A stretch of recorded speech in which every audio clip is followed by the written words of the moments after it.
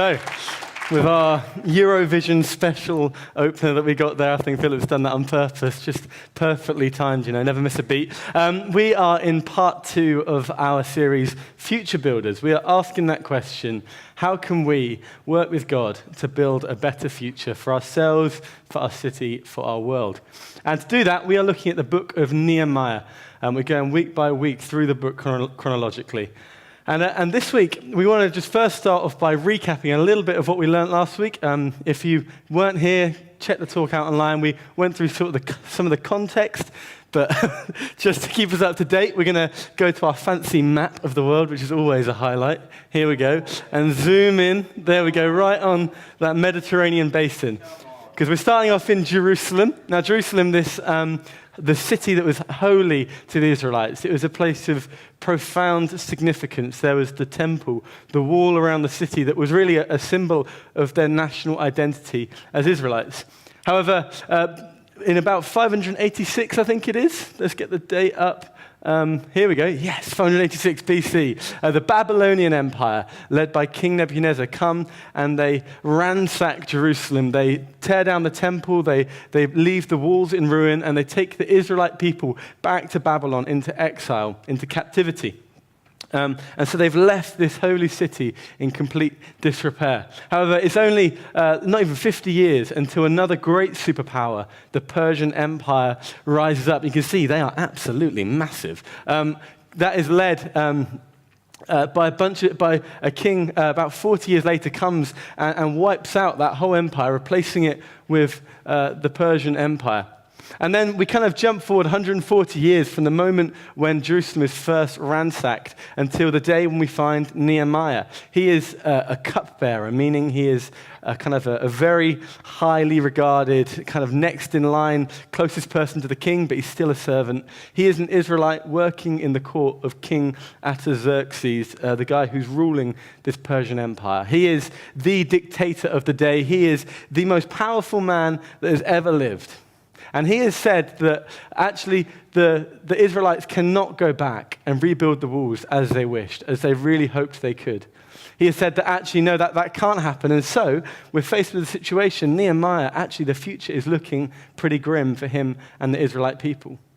And last week we were talking about how the future can be quite an anxiety-inducing thing, whether it's the big stuff, the climate change, the rise of fascism and things like that, or whether it's your own personal future, what you're going to do after uni, what is my career going to look like in 10 years, what is my family going to be like in 10 years. Actually, the future can be quite anxiety-inducing, and we can feel like we're passive. But the story of Nehemiah shows a way, actually, that we can play an active role working with God to build a better future. See, Nehemiah, he shows us that in order to build a better future, there's two things that are really important. The first is that we pray as if it all depends on God. And then we work as if it all depends on us. He's a guy who is deeply prayerful, who fasts, who mourns, who is recorded to pray loads of times throughout this book, knowing that only God could do the things that he needs, that we want to see. But at the same time, he's a guy that puts the work in, that gets his hand to the shoulder to the wheel and starts pushing. He's someone who works as if it all depends on him. And so Nehemiah has this vision for what actually a better future could look like.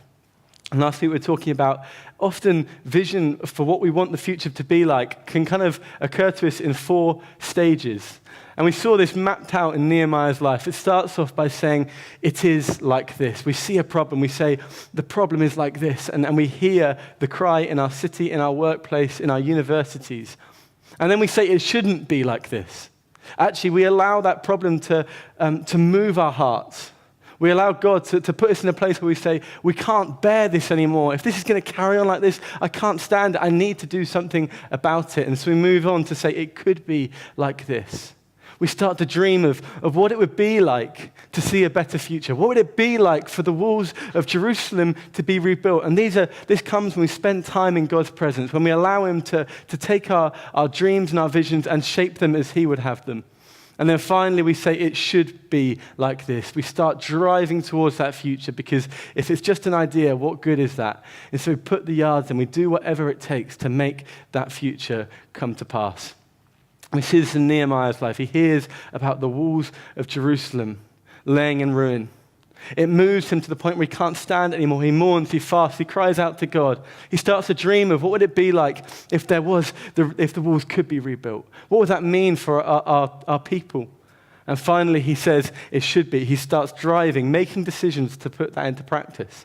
And so that's where we pick up Nehemiah. At that stage where he's having to now drive towards seeing that be a reality. And specifically, that means he needs to go back to King Artaxerxes and say, I know you said we can't go back. I know you're the most powerful man that's ever lived. I know you could chop my head off right here, but I'm coming to you saying, please change your mind. Let's go back to Jerusalem.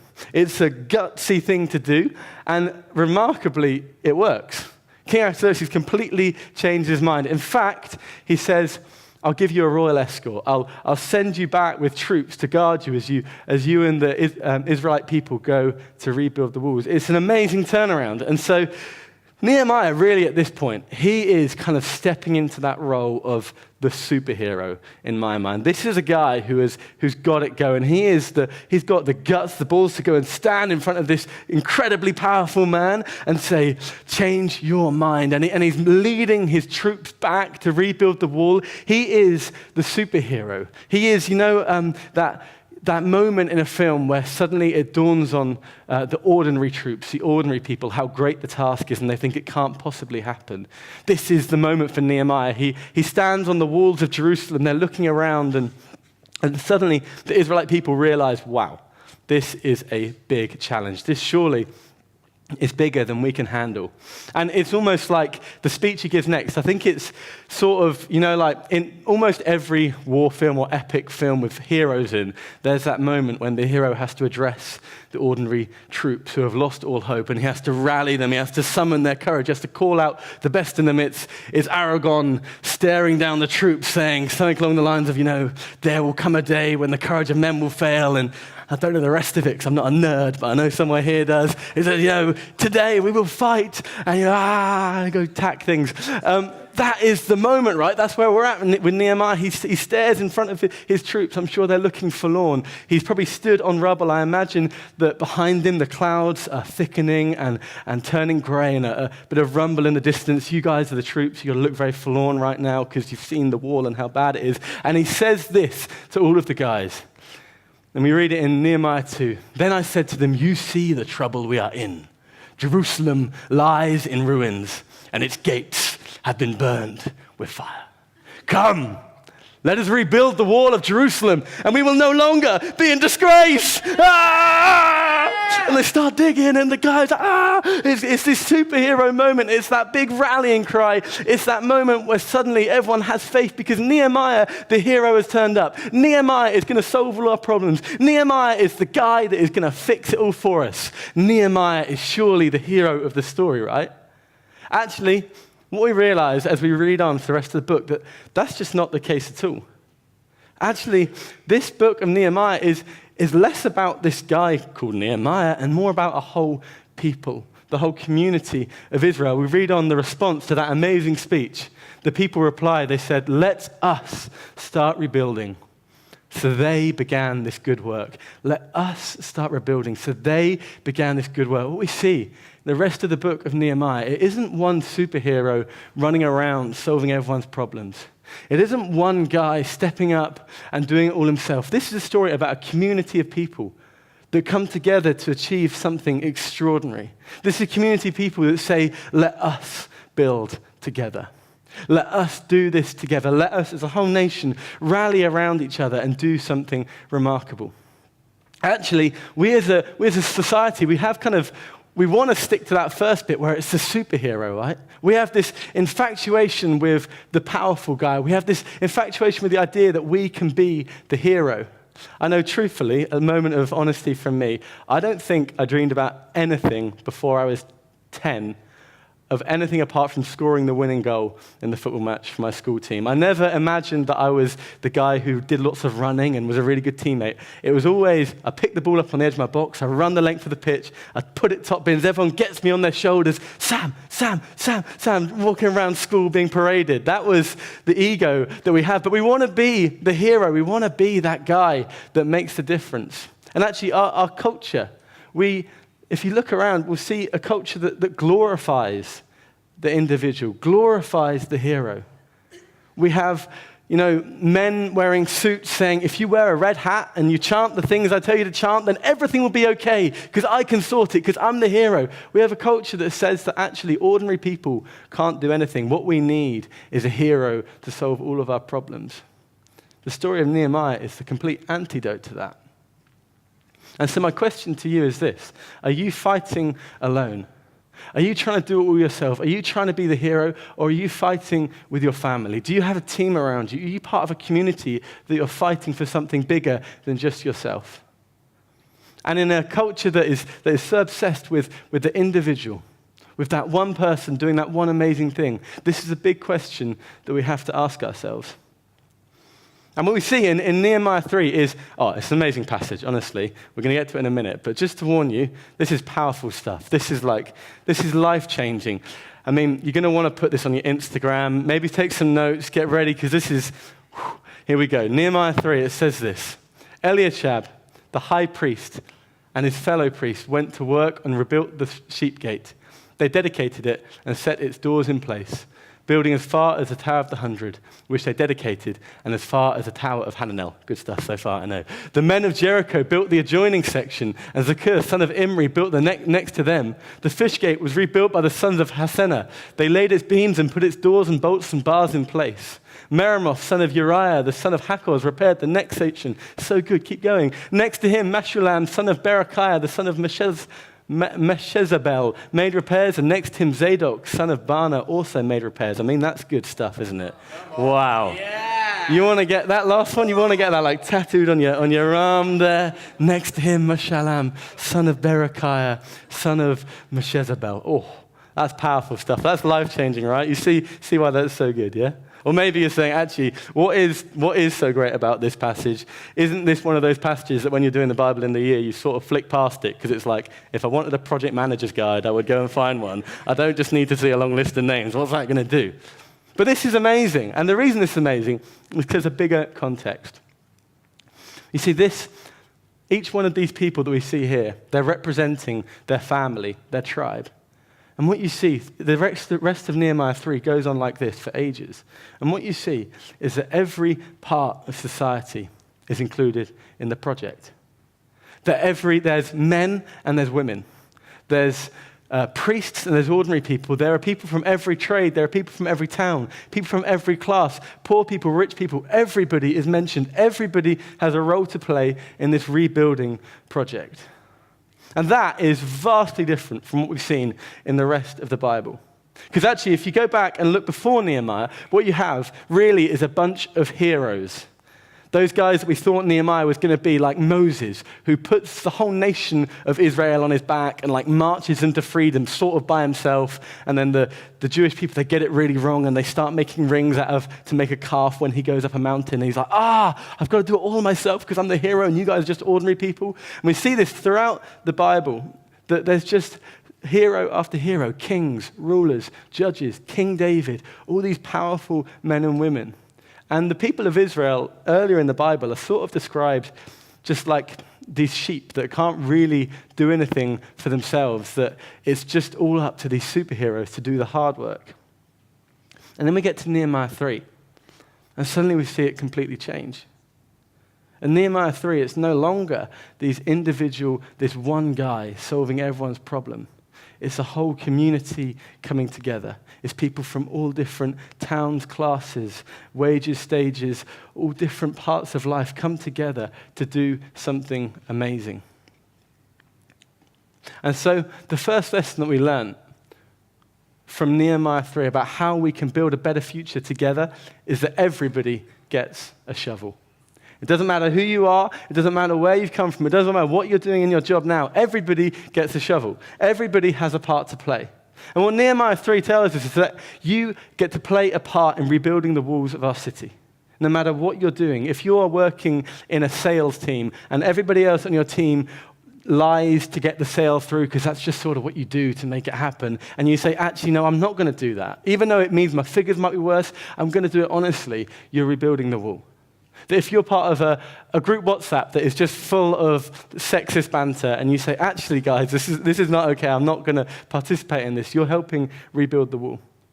Nehemiah 3 means that everybody, the person who can only give £20 a month to church, because that's all they can afford, is doing as much to rebuild the wall as the millionaire.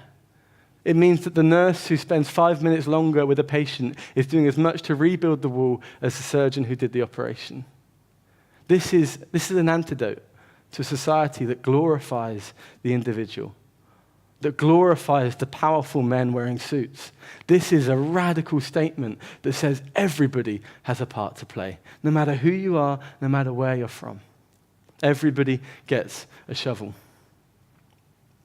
And so you might say, well, that's great. We're all pumped up, right? We all get to play our part. We've all got our thing to do. So is the answer that we just now go out and just tackle whatever problem we want to do? Well, like any injustice, any inequality we see in our city, that's what we'll tackle. Because actually, we know that all of us, right, we have our passions, the things that we care about. Each person in this room will have talents, will have gifts, will have different areas that they're excited about, that they want to see change. So do we just go out kind of buzzing like bees, solving problems wherever we find it, sort of all just in disparate places? Or is there a better way, a different way?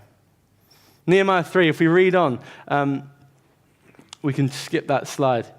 As we read on through to Nehemiah 3 later, we start to see the diversity of the people involved in this project. It says, Uzziel, son of Hariah, one of the goldsmiths, repaired the next station, and Hananiah, one of the perfume makers, made repairs next to that. They restored Jerusalem as far as the broad wall. So, you've got perfume makers. Perfume makers are involved in this rebuilding project, which is pretty amazing. I hope there aren't any perfume makers in the room because I'm about to go hard on perfume makers. But I imagine they're quite tall and sort of posh men with long noses and very dainty hands. And if you ask the perfume makers, what is it that you're passionate about? What is it that you want to see changed? They would probably say, I'm imagining, the working conditions here are difficult. It's very sweaty. It's very hot. The men are working very hard, and actually, to be honest with you, they all stink. So we, the perfume makers, see it as our duty to build a big vat of perfume, and we'll spray everyone down and have the troops smelling lovely. Because that's what we do with perfume makers. It's like Lynx Africa in the PE changing rooms, just covering all up, making everyone smell lovely. If you ask the perfume makers, what is it that you're passionate about, that you want to do? Or actually, is there something bigger than that? The perfume makers grab a shovel and they start building the wall. Because something that I think the people of Israel realized was that the challenge was huge. The challenge was enormous. This isn't just any old wall. This isn't just your garden path. Rebuilding the walls of Jerusalem, they're 10 foot wide, which I can't do it with my hands, but it's big. It's 20 to 30 foot tall. Each kind of meter of wall would weigh 40 to 50 tons. Even just getting the stones in the right place would have been a huge challenge. Even kind of just shaping them and lifting them up into place is a massive ordeal. This is to go around the whole entire city. This is a huge job. And actually, when the challenges are big, when the challenges are huge, we need to know that actually it's more important. There's something bigger than just us tackling our own individual problems. Sometimes we have to come together and say, we're going to do this together. And so they do. No matter what their skill set is, no matter where they've come from, they come together for this common purpose. And so we can say that in order to build a better future, everybody gets a shovel, but also everybody shares the same vision. Everybody shares the same vision. They're all pulling in the same direction. You've got perfume makers saying, rather than making perfume like I normally would, I'll grab a shovel, I'll get digging. You've got priests mentioned. There's all about a priest. In my head, a priest is like a kind of vicar of Dibley style, dog collar, probably a little older, a little frail. And if you ask the priest, he said, what is it that you care about? What are you passionate about? And they'd probably say, I know it's all well and good us building these walls, but is anyone thinking about the spiritual walls? Is anybody thinking about the souls of the workers that are working hard? And they're, everyone else can go off and build the wall, but actually for us, our calling is to go around and have cups of tea and hobnobs with all the workers and make sure that their souls are doing okay. But actually, they realize that there is a bigger challenge, that there's something bigger than just them, and so they buy into the shared vision and they grab a shovel and start building. You have these different groups of people. You've got daughters mentioned. You've got men of different classes, all these different people of different trades coming together because they realize that if the challenge is huge, even though we're a ragtag group of misfits, even though we've all come from disparate parts, we can come together to do something amazing.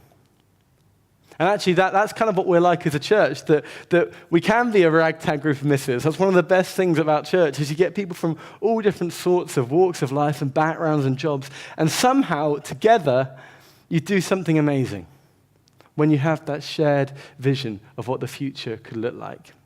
And honestly, for me, an issue that I think I want to speak candidly into for us as a community is the risk of what can happen if we start to lose sight of the bigger vision and start to see the divides between the different groups of people that we have in the church.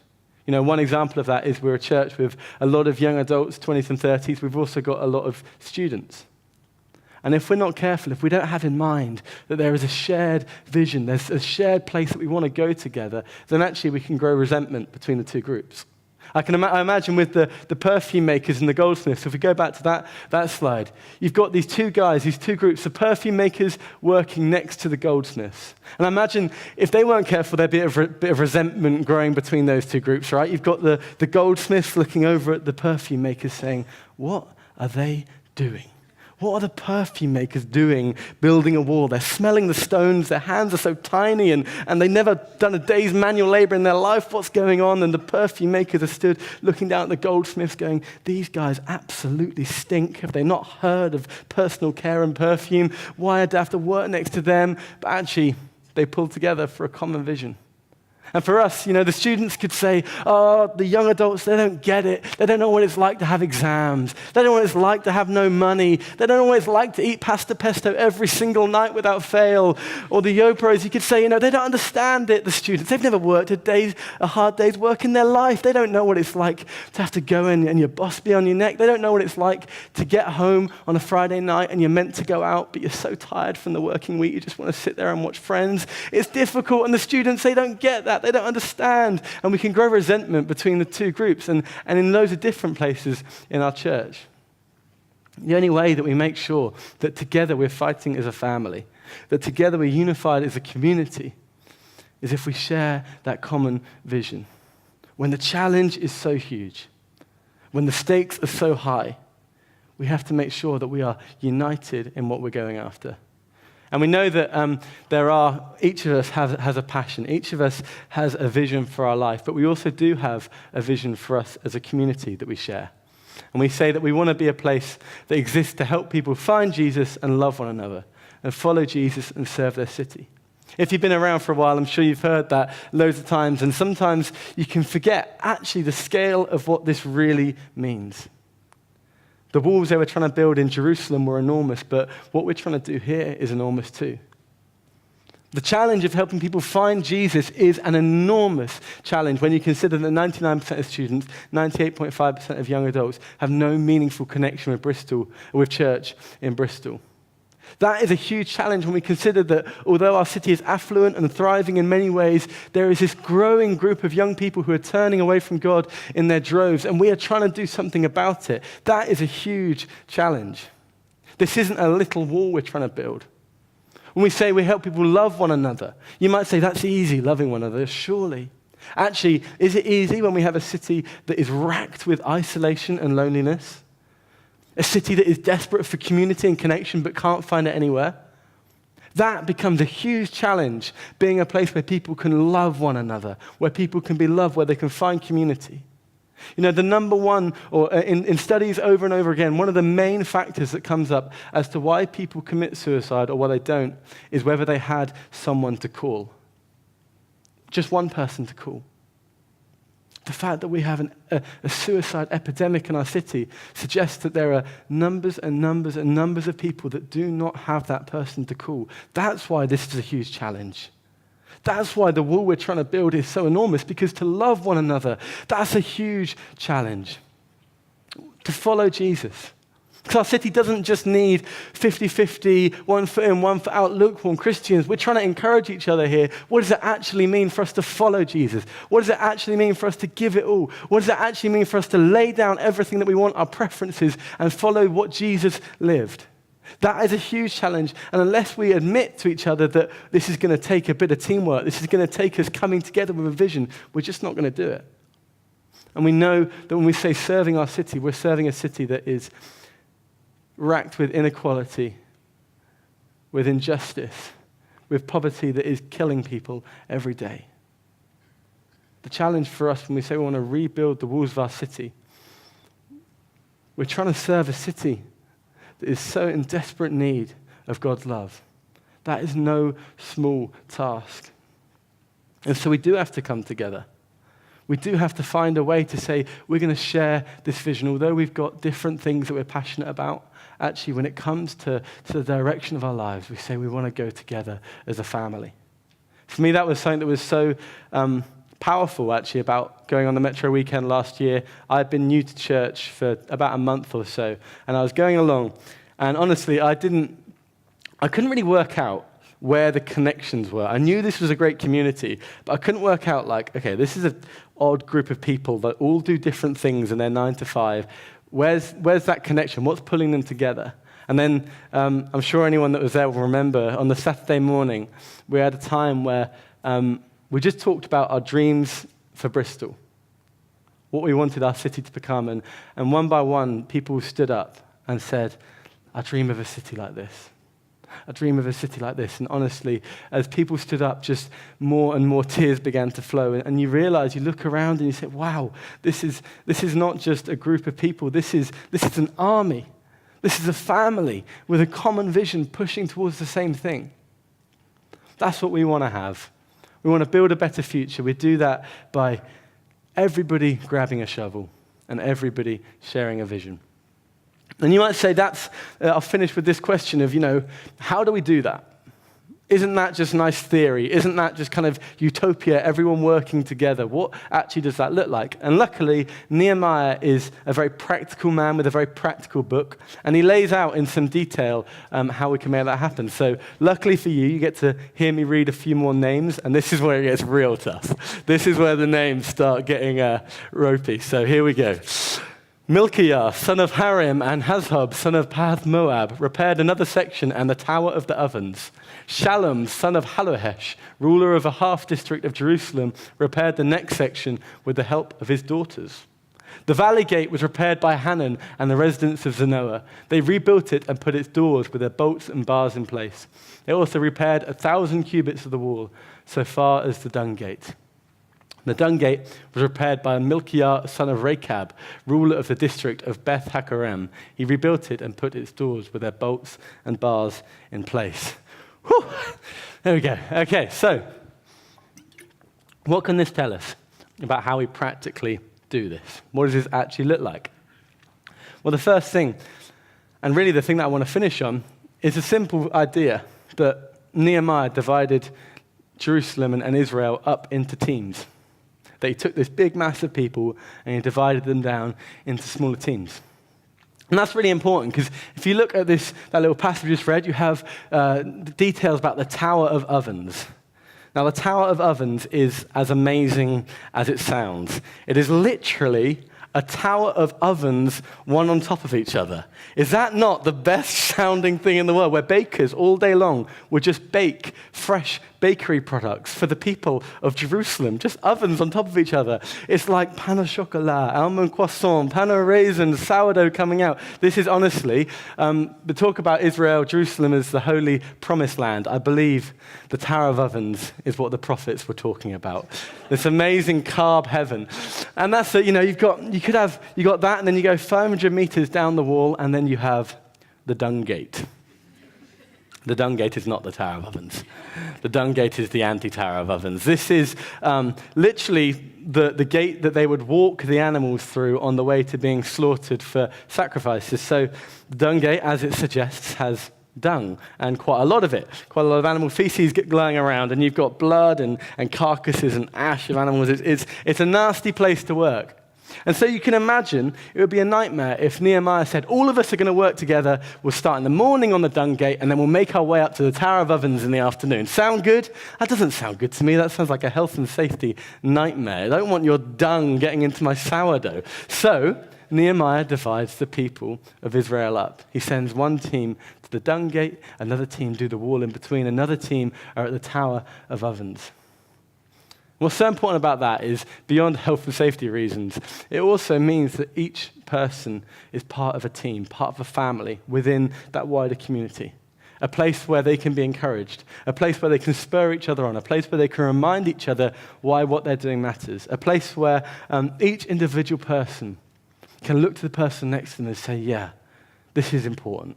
Let's get up today. Let's keep on shoveling dung, because actually this really matters.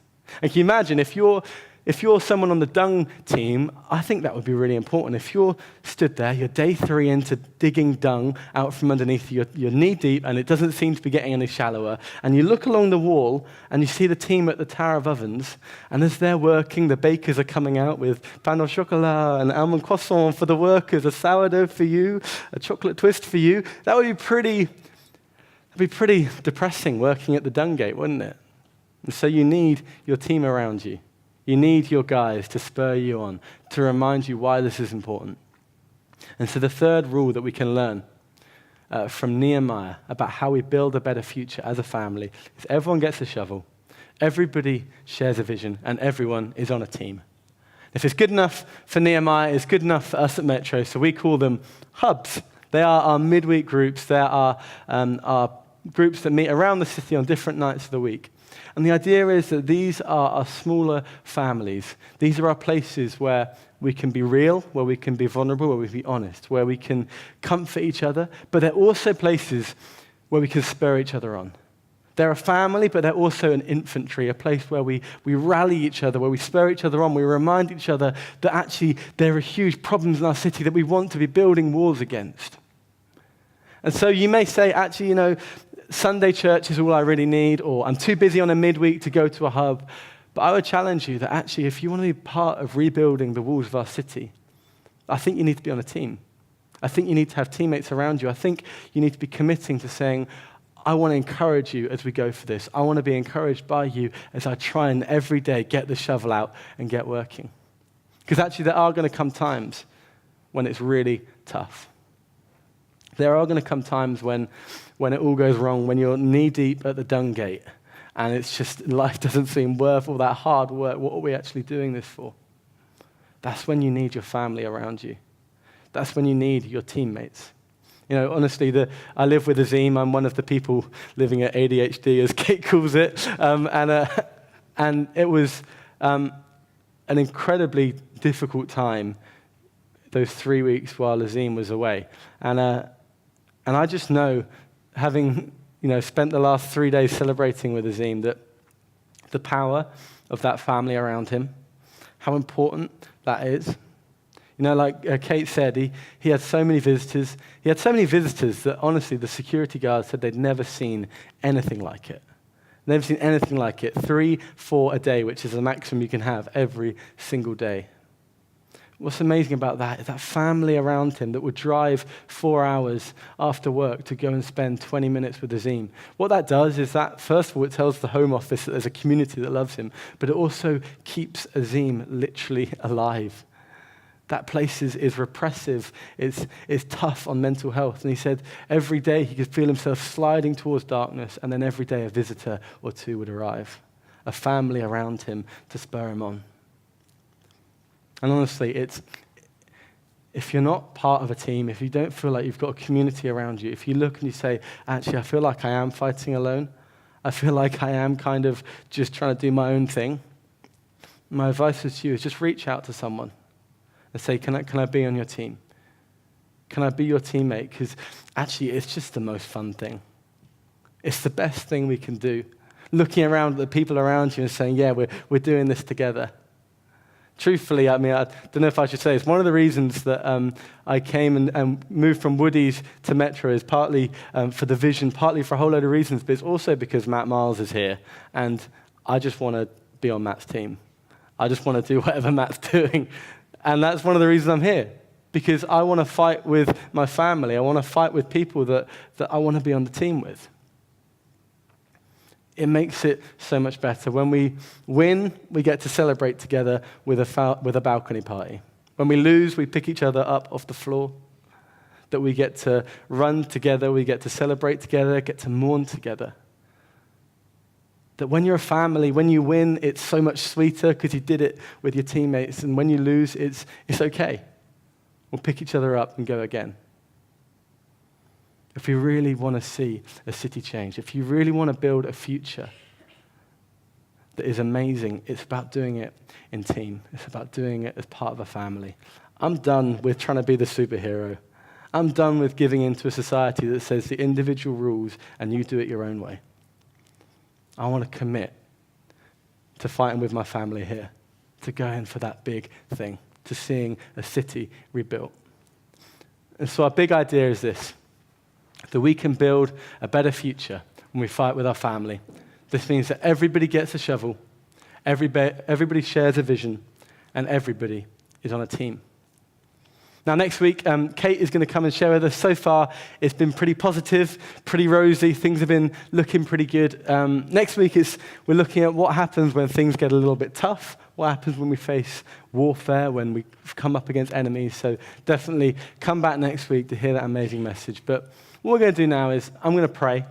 We're going to have a bit of time to respond. We're going to see if God wants to say anything particular to us. And then the band are going to come up and we're going to go back into a time of worship. Yeah, Lord. We thank you that you do not leave us as orphans. That you do not leave us alone, but you put us into families. We thank you that in your Son we see what it means to not just be that hero trying to do it by himself, but to be part of something bigger who called a church around him. And God, we thank you that we have an opportunity to be part of that. God, we want to say sorry for when we've tried to do it all by ourselves, when we've trusted in our own strength. And so today we choose to choose family, to reject isolation, to choose teammates, to reject doing it by ourselves. Amen.